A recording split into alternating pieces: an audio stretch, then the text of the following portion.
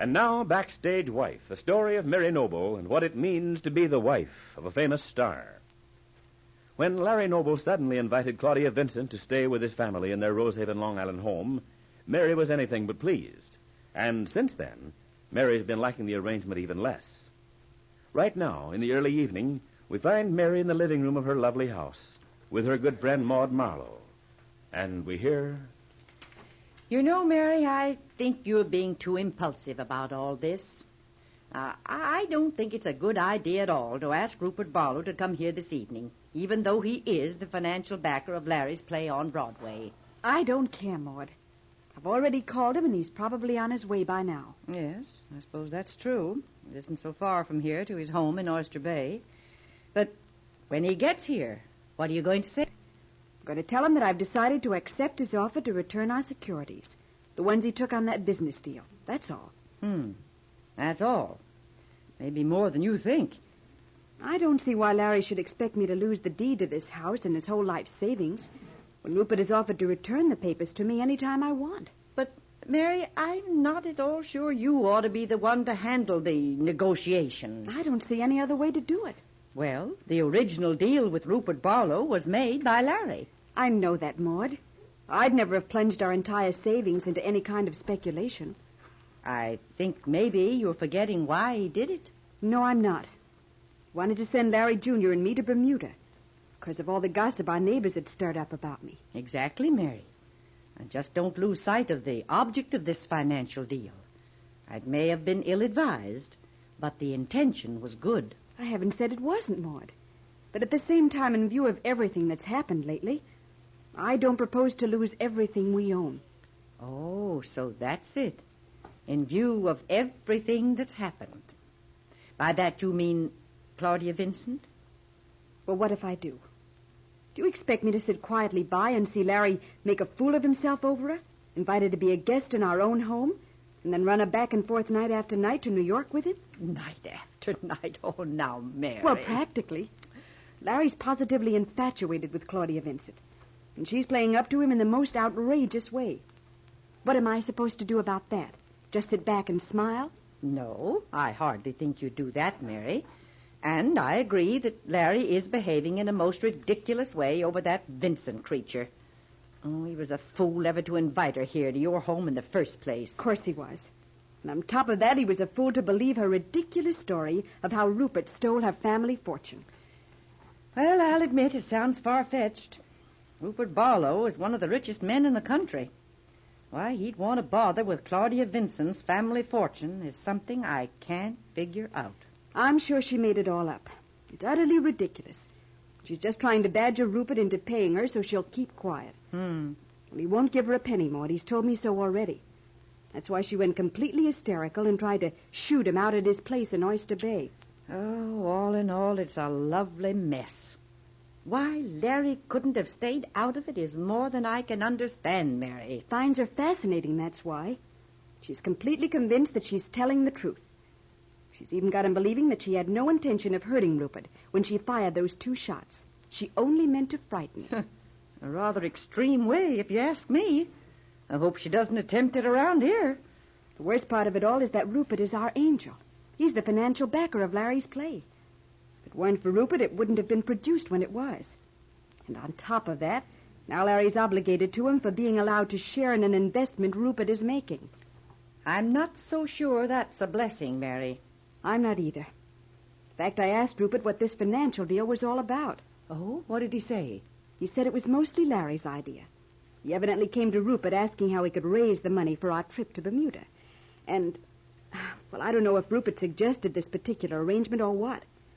But he told Larry that it wouldn't be a sure thing, and that it might take considerable time. And yet it was Larry's decision, Mary. Remember that. I wonder how he liked the idea of you mixing yourself in it. He won't like it one bit. He'll be absolutely furious. And still, you're going to ask Rupert to return the securities. I certainly am, Maud. And I want those papers back. Mary, if your husband hadn't invited Claudia Vincent to come here, would you be quite so anxious to do this? What do you mean, Maud? I think you know. And another thing. Just bear in mind that there's already been plenty of gossip linking your name with Rupert Barlow's.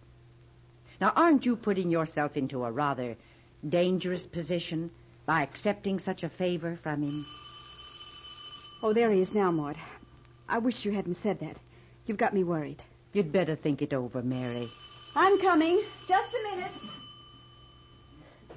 And back at Rupert Barlow's luxurious estate in nearby Oyster Bay, Julia Dixon, for more than 10 years his faithful secretary, is sitting in the library as the handsome young man named Oliver Wilson, who is Julia's guest, enters. And we hear... I say, Julia, you know, I narrowly escaped being killed out there in the driveway. Oliver! Well, what do you mean? I was strolling about outside, getting a bit of fresh air and smoking a cigarette. And all of a sudden, a car comes round the bend and races straight at me, and I ducked into the hedge. I managed to save myself, but I'm a mass of scratches, and my suit is covered with grass stains. Oh, how awful for you. How could anyone drive like that? We'd better find out who the maniac is and have him committed. I'm afraid it must have been Rupert. Rupert Barlow? Yes. He left a short time ago, and, well, he does drive terribly fast, Oliver. I see. Well, that makes it awkward, but at the same time, I don't see why I should be run down and nearly killed, even if the man is my host. You'd better not say anything about it to Rupert. He's in a rather ugly mood right now. Well, why should he be? He's, well, he just is, Oliver. Dash it all, he ought to be told off. I don't care if he is in a temper. So for that matter am I. But you aren't hurt, Oliver, just frightened. Why don't you try to forget it? Well, if you say so, Julia. You don't mind if I have a spot of something, do you, for my nerves? Help yourself, Oliver. Oh, thank you. Hello. Where's the decanter? What? The decanter. It stood right here. Now it's gone. Oh. I suppose it's that infernal man of Rupert's. Why on earth anyone should pay a man like that Victor, the most insolent, ill-mannered fellow I've ever even met. Well, he's very good with cars and boats, and he has worked for Rupert for a good many years. I see. Well, everyone to his own taste. Do you suppose that you could stir up a spot of something for me, Julia? Or doesn't that come under the head of one of your privileges here? I'll see what I can do. Just wait here, Oliver. I'll be right back. Oliver Wilson watches Julia Dixon with a puzzled expression as she leaves the room. Later the same evening, in New York, during the first intermission of the play in which Larry Noble is starring on Broadway, we hear... Sheila! Oh, Sheila! Yes, Larry, what is it? You got a minute? Sure, why not? I'd like to ask you a question. Anything you like, Larry. My life's an open book, and not a very interesting one at the moment either. How are you getting along with that big romance of yours? Oh, you know perfectly well it's rotten. I was never in love like this in my life, and I can't do a thing about it. I can't get out of my contract for the run of this play, and by that time it'll be too late. I've either got to marry now and leave for Europe within the next month, or give up the whole idea. Still want to marry the guy? Oh, you'll never know how much, Larry. But there isn't a chance. You know I can't jump my contract. I wouldn't do a thing like that. Of course not. But I think maybe I've got an idea, Sheila. Oh, it won't do any good. I've thought of everything. I'm stuck, and that's all there is to it. Now, wait a minute. I want to talk to you after the final curtain. I want you to meet someone. Who? Friend of mine. I think perhaps she'd be perfect for your part in the play. What are you talking about? You know our producer, Harold Ramsey, wouldn't sign another actress. Besides, I don't believe there's anyone else who could step right into the part. Do you want to marry this guy of yours or not, Sheila?